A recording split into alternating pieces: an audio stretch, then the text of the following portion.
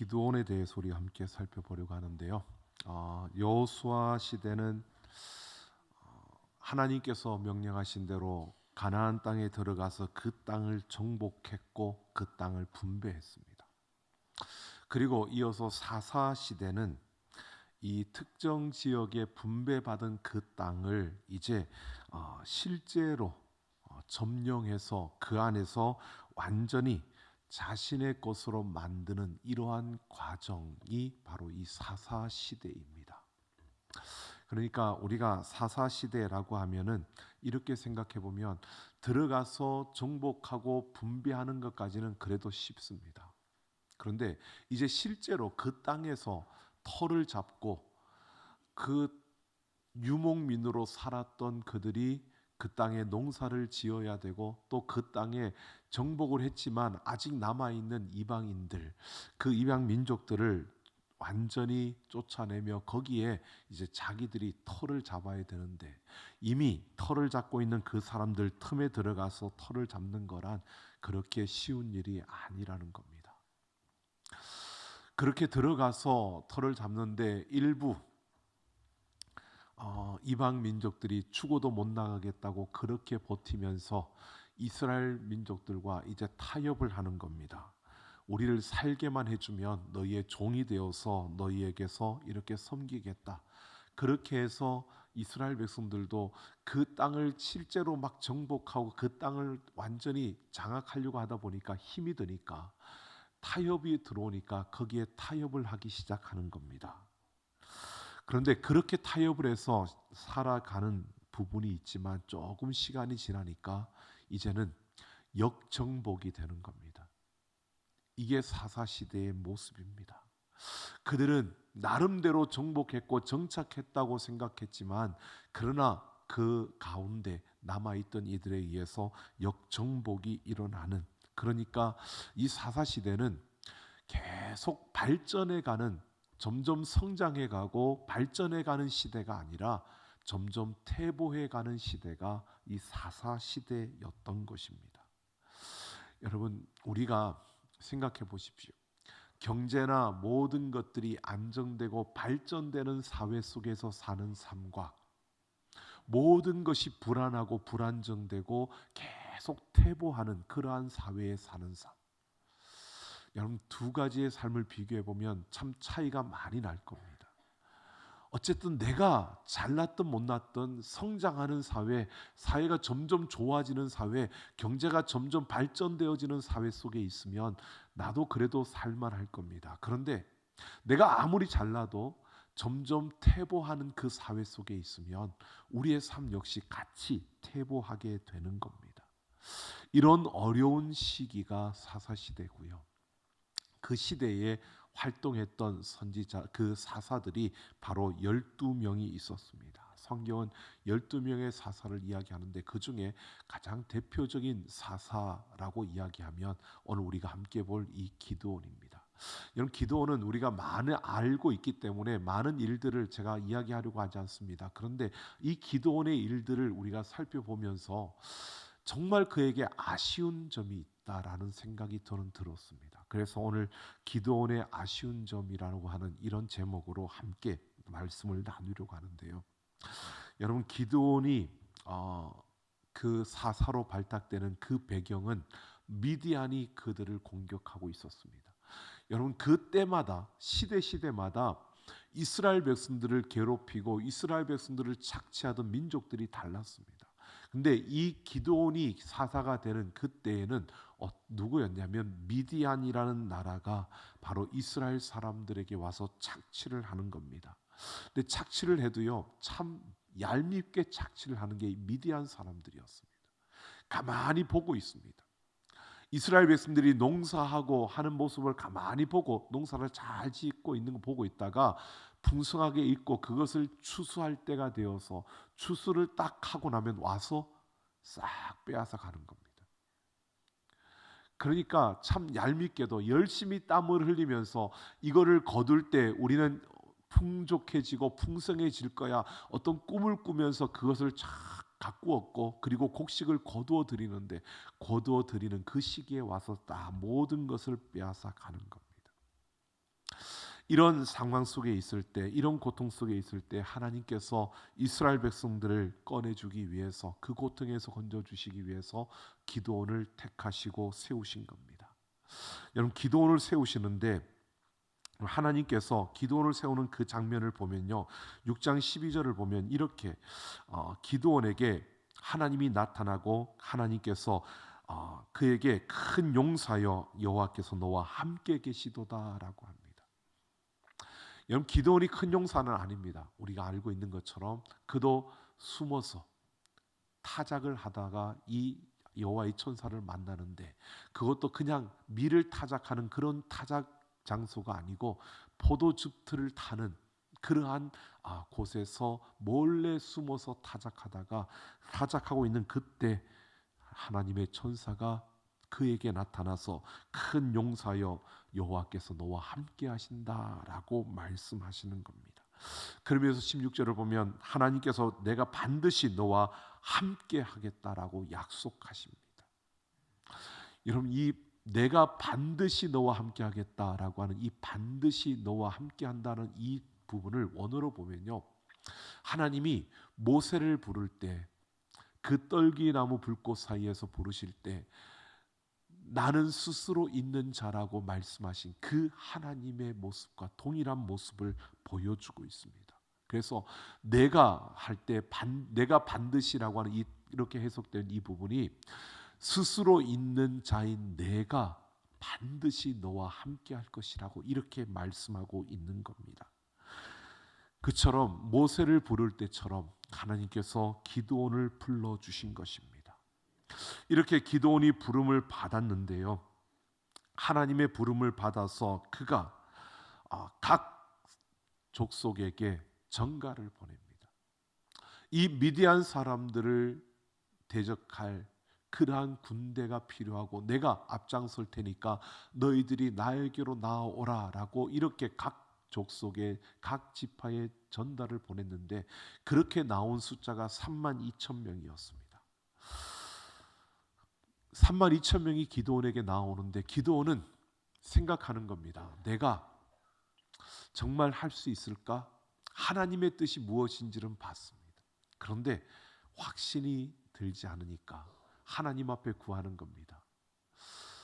이슬이 내리게 하시되 양털 뭉치에는 내리지 않게 해달라고. 그런데 하나님이 그걸 들어주셨습니다. 그런데 또다시 한 번 더 그가 하나님 앞에 구하는 겁니다. 하나님, 마당에는 이슬이 내리고 양털에는 이슬이 내리지 않도록 그 반대로 또 구하는 겁니다. 그런데 하나님이 또 그렇게 들어주셨습니다. 여러분, 이런 기도원의 모습을 보고 사람들은 어떤 결정을 할 때 항상 또 하나님께 물어보려고 하는, 그래서 하나님 내가 이걸 할까요 말까요 이렇게 항상 물어보는 것처럼 이렇게 기도원의 방법을 많이 쓰는데, 근데 이미 하나님의 뜻은 드러났는데 여러분, 내가 하기 싫어서 내가 가기 싫어서 내가 그걸 받아들이지 못해서 또다시 묻는 이러한 부분은 이 기도원이 묻는 것과 다른 겁니다. 우리는 믿음으로 살아간다고 하면서도요, 우리가 이상하게 이 미신적인 그러한 요소들을 참 많이 가지고 있는 게 우리의 연약함 때문입니다. 확신하지 못하고 하나님 앞에 내가 하나님을 믿는다고 하지만 그 하나님 앞에 내가 영적으로 성장하지 못하고 성숙하지 못한 모습으로 서다 보니까 우리는 이런 요행수를 참 많이 바랄 때가 있습니다. 여러분, 지금은 모르겠습니다. 지금은 다 스마트폰으로 다 볼 것 같아요. 옛날에는 지하철을 타면 이 신문들이 스포츠 신문들이 많아가지고 막 이렇게 할 때는 보면 다들 보는데 대부분 어디를 보고 있냐면, 물론 스포츠를 봅니다. 근데 오늘의 운세 빠지지 않고 그걸 보는 그러한 시대도 분명히 있었습니다. 왜? 사람들의 마음은요, 오늘 나에게 좋은 일이 일어났으면 좋겠는데 불안하잖아요. 불확실하잖아요. 그러니까 뭔가가 나는 의지하고 싶은 겁니다. 그런데 참 안타까운 것은 하나님의 자녀들도 그걸 본다는 거예요. 재미삼아 본다지만 여기는 없나 봅니다. 다들 저를 쳐다보는 거 보니까. 여러분, 우리가 이 기도원이 하나님의 뜻을 보여주었고 그가 사람들을 불렀을 때 3만 2천 명이 기드온이 무슨 특별한 사람도 아닌데 그가 내가 앞장서겠다 나오라 이 말만 듣고 3만 2천 명이 모였다는 건 대단한 거잖아요. 그러면 힘을 내서 하나님이 나와 함께 하시겠다고 했으니까 가야 되는데 그가 묻고 또 묻는 겁니다. 그러면서도 불안한 겁니다. 그런데 하나님은 그 뜻 가운데서 이 기드온을 만들어 가는데 여러분 그 미디안 군사들이 얼마가 되었느냐? 13만 5천 명 정도. 성경에는 메뚜기의 많은 수와 같았다라고 말합니다. 메뚜기의 많은 수와 같았다는 것은 거의 헤아릴 수 없을 만큼 빡빡한 그런 숫자로 정말 어마어마한 숫자가 그 앞에 있었다는 겁니다. 그러니까 모두가 두려움에 휩싸일 수밖에 없었습니다. 이 두려움 가운데서 하나님은 기도원을 통해서 말합니다. 두려움이 있는 사람들, 내 마음에 나는 전쟁에 참여할 수 없을 것 같다고 생각하는 두려움이 있는 사람들은 돌아가라고 합니다. 겨우 모아놨더니 하나님 돌아가라는 겁니다. 그렇게 해서 2만 2천 명이 돌아갑니다. 그리고 10,000명이 남았습니다. 여러분 이 10,000명을 가지고 훈련을 하는데 여러분 이 10,000명으로 싸워도 모자라는데 훈련을 하다가 여러분 하나님이 겨울가에 가서 물을 먹게 하는데 그 중에서 여러분 손으로 물을 떠 그냥 달려들어서 물을 먹는 사람과 손으로 물을 떠러 조심스럽게 먹는 사람 그렇게 나누어서 손으로 물을 떠서 먹는 300명만 남기고 나머지 9,700명을 돌려보내는 겁니다. 자, 근데 여러분 우리가 지금 이 글로는 손으로 물을 떠서 아주 주의 깊게 사려 깊게 그렇게 행동하는 모습을 보여주는 이 300명만 남겼다라고 하지만 물론 숫자적으로 엄청난 차이죠. 근데 여러분 1세기 역사가 있던 요세푸스가 이렇게 이야기합니다. 당시에 그 당시 문화로서 물을 손으로 떠서 핥아 먹는 이 모습은 어떤 사람이 행동을 하느냐면 치졸한 사람이 하는 행동이라는 겁니다. 여러분 그러니까 9,700명은 아주 용감한 자들이었고요. 손으로 물을 떠서 혀로 핥아 먹은 그 사람들은 선택받은 300명은 그 당시 문화로 그 당시의 그 문화로서 그들은 치졸한 사람들의 모습이었다는 겁니다. 여러분 그러니까 우리가 하나님이 300명을 뽑았는데 이 300명도 신중하고 조심스러운 그러한 행동을 했기 때문에 뽑은 게 아니라는 겁니다. 아주 형편없는 치졸한 사람들, 용감한 사람들이 아니라 신중한 사람들이 아니라 치졸한 사람들, 그들이 300명이 뽑힌 겁니다. 여러분 어쨌든 하나님이 소수를 뽑았습니다. 여러분 우리는 소수가 정의 군이라고 생각을 하는데 이 소수는 치졸한 사람들입니다. 그러니까 소수를 뽑긴 뽑았는데 이 소수가 정의 부대가 아니고 이 소수가 치졸한 사람들만 모아놓은 것입니다. 여러분 보십시오. 기드온과 300명의 용사 우리가 잘 알고 있는 거지만 한번 보십시오. 근데 이런 가운데서 하나님은 이들에게 승리를 주십니다. 어떻게 해요? 여러분 이들이 칼을 들고 창을 들고 나가서 싸운 것이 아닙니다. 하나님이 이 300명을 통해서 승리를 하는데 이들을 100명씩 세대로 나누어서요. 한 손에 횃불을 들고 항아리로 씌웠습니다. 그리고 또 한 손에 나팔을 들었습니다. 그러니까 전쟁터에 나아가는 치졸한 정예 부대도 아니죠. 치졸한 사람들 300명이 칼을 든 게 아니고 횃불을 들었는데 불을 빛이 새어나지 못하도록 항아리로 덮었고요. 그리고 한쪽에 나팔을 들었습니다. 하나님께서 기드온이 나팔을 불고 그 모두가 항아리를 깨며 나팔을 붑니다. 그때 횃불이 나타나고요. 나팔을 부니까 시끄러우니까 여러분 그 미디안 사람들 13만 5천 명이 되는 사람들이 서로 교란되어서 칼로 죽이는, 서로 칼부림하는 이런 일들이 일어난 겁니다. 여러분 생각해 보십시오. 그들이 아무리 갑자기 불빛이 나타나고 소리가 막 나팔 소리가 요란하다고 해서 서로 칼부림을 할 수 있을까요? 이들이 이렇게 된 이유가 있습니다. 그 전에 하나님께서요, 그 미디안 군에 있는 그 적진에 병사들이 꿈을 꾸게 했는데, 그들이 굴러온 바로 기드온의 칼이 우리를 다 섬멸할 것이라는 그러한 꿈을 꾸게 되고, 그 꿈이, 그 소문이 자기들 안에 퍼져 있었던 겁니다. 그러니까 이미 하나님께서 그들 가운데 작업을 다 하셨어요.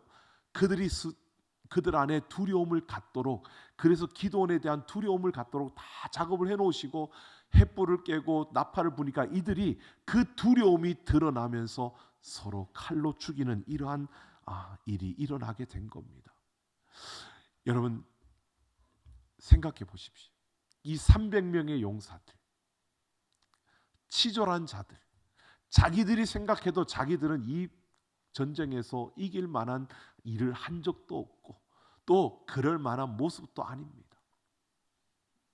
그런데 놀랍게 그들이 승리를 이룬 것입니다. 여러분 이 승리를 그들은 경험했습니다. 기드온과 300명의 용사들. 여러분 이스라엘 백성들 모두가 우리가 질 줄 알았는데 이겼다, 이 승리를 봤는데 실제적으로 그 승리를 자기들의 몸으로 체험한 자들, 바로 기드온과 그 300명의 용사입니다.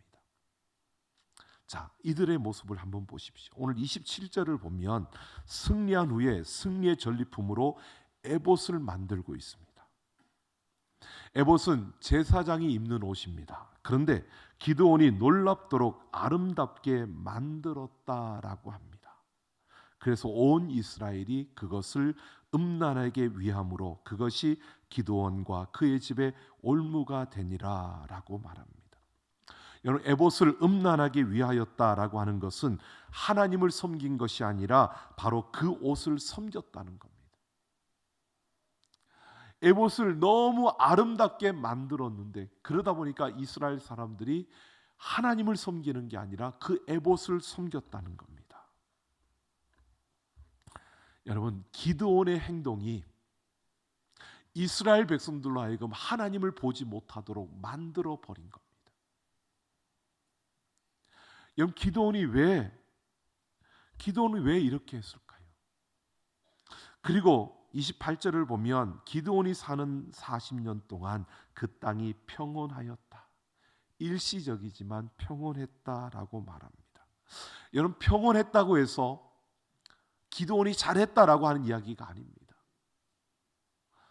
여러분 기드온이 지금 하나님이 그에게 보여주신 놀라운 하나님의 능력을 경험했는데 그 하나님의 놀라운 능력에 통로가 되지 못하고 오히려 그 능력을 가로막고 이스라엘 백성들로 하여금 그 하나님을 보지 못하도록 그들의 눈을 가렸다는 것이 지금 기드온의 모습입니다. 여러분 기드온이요, 하나님이 큰 용사여라고 부르시고 내가 너와 함께 하겠다고 하는 그 과정, 양털과 이슬의 그 기적을 보고 여러분 32,000명에서 그 병사들을 하나님이 돌려보내면서 정말 형편없는 치졸한 300명을 남겨두었는데 이들과 내가 뭘 할 수 있을까라고 생각을 했던 그때에 하나님이 이루셨던 놀라운 승리, 이걸 경험했잖아요. 이걸 경험했는데도 불구하고 지금 기드온은 그 하나님의 능력을 보여주는 게 아니라 그 하나님을 바라본 것을 가로막는 그러한 일을 하고 만 것입니다. 여러분 정말 우리에게 이런 사실을 보여주고 있습니다. 기드온이 이렇게 하나님의 그 눈을 가려, 그 하나님을 볼 수 있는 눈을 가렸는데요, 기드온이 사는 날 동안에는 평안을 주셨습니다. 기드온이 사는 40년 동안 하나님이 평안을 주신 겁니다. 그리고 난 다음에 다시 그들은 옛날로 돌아갔다는 겁니다. 기드온이 사는 날 동안 40년 평안을 주셨는데 그리고 나니까 그 다음은 돌아간 겁니다. 33절을 보면요, 기드온이 죽으니 이스라엘 자손들이 돌아서서 바알들을 따라 음행하였다라고 합니다. 옛날로 돌아갔다는 겁니다. 기드온을 기억하지 않았다는 겁니다. 기드온이 있을 때는 안정 평안이 주어졌지만 죽고 나니까 평화가 없어졌다는 겁니다. 기드온이 있고 없고의 차이를 말해주고 있는데 여러분 보십시오. 저는 기드온의 참 안타까운 아쉬운 점이 바로 이런 부분이라고 생각합니다. 하나님의 능력을 경험했다면 내가 경험한 그 하나님의 능력을 내 삶으로 증거하고 그 하나님을 다른 이들이 볼 수 있도록 그 하나님의 능력을 나타내고 자랑하고 그 하나님의 능력을 전해야 되는데 기드온은 오히려 하나님을 보는 것을 가로막아 버린 겁니다. 이 말은요, 이스라엘 백성들에게 하나님의 능력을 나타내지 않았고요, 그들에게 아름다운 에봇을 만들어서 그들의 눈을 거기로 향하도록 만들었다는 겁니다. 그러니까 하나님이 아니라, 능력의 하나님이 아니라 형식적인 그러한 하나님의 백성으로 그들을 만들어 갔다는 겁니다. 그냥 형식적으로 그 하나님을 섬기는데, 그 하나님을 바라보는데 실제로 그들은 하나님의 능력을 바라보는 게 아니라 그 의식에 참여하며 그들은 그렇게 살았다는 겁니다. 그들에게 하나님의 능력을 경험하도록 그 통로를 열어주지 못했다는 겁니다. 여러분, 오늘 우리는 이러한 것을 보게 됩니다. 지금 우리가 걸어가고 있는 바로 이 시대의 모습이 아닐까라는 생각이 들어집니다. 여러분, 이 땅에 하나님이 행하신 놀라운 일들이 얼마나 많은지 모릅니다. 우리 앞선 세대가 경험했던 하나님의 놀라운 능력이 이 나라 이민족 가운데 있습니다. 그런데 어떻게 됐습니까? 다 막혀버렸습니다. 오히려 교회 안에서 교회 신앙생활을 하던 이들이 뛰쳐나가서 개독교라고 모욕을 하고 오히려 교회를 향하여 손가락질을 합니다. 여러분, 왜 그럴까요? 하나님의 놀라운 능력을 경험했는데 그 능력의 통로가 되지 못하고, 그 능력을 흘려보내지 못하고, 그 능력을 보여주지 못하고, 그 능력을 자랑하지 못하고 오히려 내 자랑만 늘어놓고 내가 뭘 했다, 내가 뭘 했다고만 자랑하고 결국 하나님을 보지 못하고 하나의 어떤 형식에 치우치게 만들어버린, 지금 우리가 그러한 시간을 지금 지나가고 있는 것은 아닐까. 여러분, 이것은 앞선 세대의 잘못이라고 하기보다는요, 바로 지금 우리가 깨우쳐야 될 부분이 아닐까 싶습니다. 여러분, 하나님은 지금도 살아계신 줄로 믿습니다. 그 하나님의 능력이 작든 크든 우리에게 보여질 때, 우리가 그 작든 크든 그 하나님의 능력을 경험했을 때, 여러분, 그 능력을 자랑하고 그 하나님을 자랑하고 그 하나님의 역사를 우리는 나타내야 하는데 자꾸 사람이 드러나려고 하고 자꾸 사람이 보여지고 자꾸 자기 자랑만 늘어나고 내가 이런 사람이었는데 이런 사람이 되었어. 여러분, 그거 말하지 말라고요. 그거 아무런 소용없어요. 내 삶에 하나님이 나를 이곳까지 여기까지 이끄셨다. 그 하나님을 자랑해야 되는데, 그 하나님을 높여야 되는데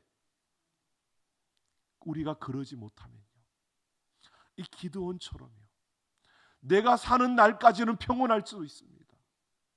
그런데 우리 다음 세대는 우리 다음 세대는요, 또다시 옛날로 돌아가는 겁니다.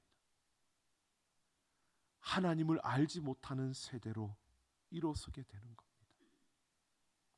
오늘 우리가 정말 바른 우리의 신앙의 모습으로 하나님 앞에서 우리가 능력을 경험했다면, 그 하나님이 살아계셔서 내 삶에 보여주는 크고 작은 그 증거들이 있다면, 여러분 그것들을 우리는 통해서 하나님이 이런 분이심을 자랑하고 그 하나님의 능력을 나타내는, 그 하나님의 그 능력을 우리가 보여줄 수 있는 그 걸음을 걸어감으로, 여러분 우리와 함께하는 이들이, 우리 다음 세대가 그 하나님의 아름다움을 볼 수 있는, 그래서 그들에게 정말 세상에 많은 재물은 우리가 물려줄 수 없을지라도, 그들의 세상에서 어떤 잘되는 그 길을 열어주지는 못하더라도 그들에게 살아계신 하나님을 쥐어줄 수 있는, 그 하나님을 놓치지 않도록 그들의 손에 그 하나님만큼은 쥐어줄 수 있는 그런 우리가 되어지기를 예수님의 이름으로 축원합니다. 여러분 기드온이 뛰어나고 훌륭한 사람 맞습니다. 그런데 안타까운 것은 거기까지였다는 겁니다. 여러분 이 300명의 용사도 마찬가지입니다. 그들은 경험했잖아요. 자기들보다 더 용감하고 더 뛰어난 이들은 돌아가고, 자기들이 택함을 받아서 그 현장에, 하나님의 기적이 일어나는 그 현장에 그들은 있었잖아요. 그걸 경험했잖아요. 하나님의 놀라운 역사에 중요하게 쓰임 받았잖아요. 그런데 그들도 그 하나님의 빛을 비추지 못했다는 것이 참 아쉽고 안타까움이 아닌가라는 생각이 들었습니다. 여러분 아직 우리에게 불이 꺼지지 않았습니다. 물론 코로나라는 이 시간을 보내오면서 한국 교회가 많이 힘들어졌다라고 말합니다. 그런데 여러분 우리가 절망하고 좌절할 것이 아닙니다. 제가 여러분 우리 당회 수련회 때도 그런 이야기를 했는데요, 이런 2050 한국교회라고 하는, 다시 서는 한국교회라고 하는 그 책을 보면서 제가 이런 생각이 들었습니다. 여러분 통계적으로 지금 정말 2050년이 되면 이 나라는, 지금 이 상태로만 가면 이 나라는 기독교가 없어지는 나라가 된다는 겁니다. 지금 이 상태로만 가면. 물론 저는 믿습니다. 하나님이 이 상태로 우리를 내버려 두지 않을 것이라고. 그런데 이 상태로 가면 2050년이면 이 땅에 기독교는 없어진다는 겁니다. 통계적으로. 많은 교회들이 주일학교가 없어졌다고 말합니다. 근데 여러분 좀 죄송합니다. 주일학교 학생이 하나도 없어서 문 닫은 교회는 한 군데도 없습니다. 학생이 한 명밖에 없어서, 두 명밖에 없어서, 세 명밖에 없어서 10명이 안 돼서 문을 닫았다는 겁니다. 여러분 저는 그 이야기를 보면서요 무슨 생각을 했냐면, 죄송합니다. 제가 했던 짓이 있어서, 제가 부끄러운 고백이지만 처음 교육전도사로 나갔을 때 구로동에 있는 동건교회에 처음 교육전도사로 갔는데, 대학교 3학년 때니까 뭘 알겠습니까? 그런데 가서 보니까 저는 유년부를 맡았는데 위에 초등부, 소년부 전도사님들이 다 대학원생들이에요. 그러니까 대학원은 양지로 들어가면 일주일 내내 안 나와요. 기숙사에 있으니까. 그런데 거기 보니까 주일학교에 수요 예배가 있는 거예요. 그때. 근데 주일학교 수요 예배가 있는데 제가, 다른 분들이 다 학교를 들어가니까 제가 저는 서울에 있으니까 저보고 와서 수요 예배를 하라는 거예요. 그 애들을. 그래서 했습니다. 가니까 처음 가니까 수요 예배 가니까 1학년부터 6학년까지 나오는 애들이 12명. 그래서 열심히 한 달, 두 달 했습니다. 한다 보니까 힘든 거예요. 그래서 좀 하다 보니까 한 3개월 지나가니까 애들이 10명으로 줄어요. 내가 재미없게 했는지. 조금 있으니까 9명으로 줄어요. 그래서 제가 애들한테 야, 너희들 힘들고 바쁘면 안 와도 돼. 그랬더니 애들이 5명으로 줄어요. 그래서 제가 수요예배를 없애버렸어요. 그리고 담임 목사님한테 진짜 눈물 나도록 혼났습니다. 한 번 없애니까 못 만들겠더라고요. 그래서 제가 지금도 그 목사님, 이제 원로 목사님 되셨지만 그 목사님이 저한테 가끔씩 웃으면서 만나면 그 이야기를 하세요. 네가 수요 예배 없앴지. 근데 이게 저의 아픔이었어. 근데 제가 왜 이 말씀 드리냐면 저도 그런 실수를 했는데요. 지금 주일학교가 없어지는 교회에 아이들이 한 명도 없어서 없어지는 게 아니고 아이들이 한 명밖에 없어서, 2명밖에 없어서, 5명밖에 없어서, 저는 그 말을 보면서요, 그 이야기를 보면서 뭔 생각했냐면 예전에 내 모습을 봤습니다. 얼마나 후회되는 모습이었는지 모릅니다. 얼마나 믿음 없는 모습이었는지 모릅니다.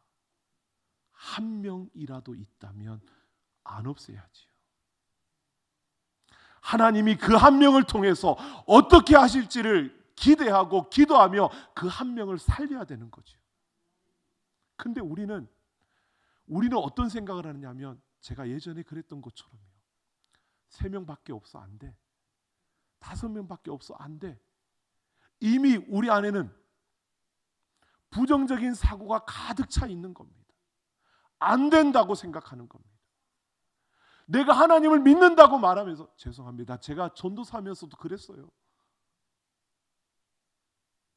여러분, 우리 안에 이런 부정적인 사고가 여러분 지금 이 기드온에게서 이런 모습이 만들어지는 것입니다.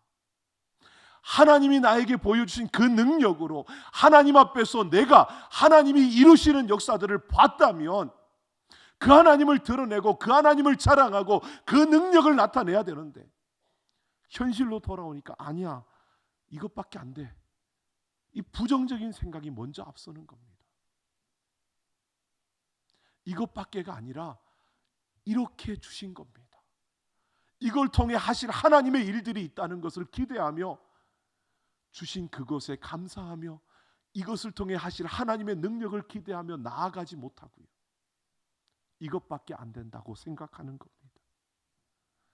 여러분, 오늘 우리는 정말 힘든 시대라고 말하는, 모두가 어렵다고 말하는, 그런데 여러분 그러지 않았습니까?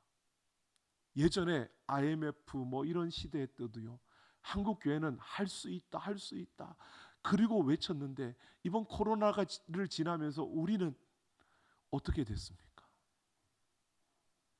여러분, 우리는 어떤 모습입니까? 뭐 할 수 있다 찬양을 부르자는 게 아니에요. 우리의 믿음의 모습을 보자고요. 왜 안 된다고, 할 수 없다고, 그러면 모든 게 끝이라고, 그것이 불 보듯 뻔하다고, 요즘 뭐 비디오 보듯 뻔하다 그러는데, 여러분 이거는 드라마가 아니에요. 드라마는 어떻게 될지 모르지만 하나님이 함께 하시는 역사는 반드시 잘 되게 될 줄로 믿습니다. 하나님의 생명은 그 생명력은 살아 역사하며 모든 것을 찔러 쪼개고 그곳에 하나님의 놀라운 능력의 역사가 일어나게 될 줄로 믿습니다. 그 하나님의 역사를 우리는 경험하지 않습니까? 우리의 삶에서요, 그 하나님의 역사를 경험하면서 여러분 그 하나님과 함께 일어서는 우리가 되기를 원합니다. 여러분, 이게 저는 한마디로 다른 게 아닙니다. 영적으로 내가 살아야 되는 겁니다. 영적으로 내가 살면 우리는 부정적으로 말할 수가 없습니다. 내가 그것에 대해서 다른 말은 할 수 없어도, 내가 믿음이 작아서 하나님이 이렇게 하신다라고 선포는 못해도 하나님이 하실 거야, 여기까지는 우리가 가야 되지 않겠습니까? 내가 그 다음 하나님께서 이렇게 이루실 거야 라고 선포는 못하더라도요, 하나님이 반드시 해결하실 거야, 여기까지는 우리가 가야 되지 않겠습니까? 오늘 우리가 믿음으로 우리가 나아가는 그 걸음 속에서요, 오늘 이렇게 되어지기를 원합니다. 기드온, 그는 스스로 왕이 되지는 않았습니다.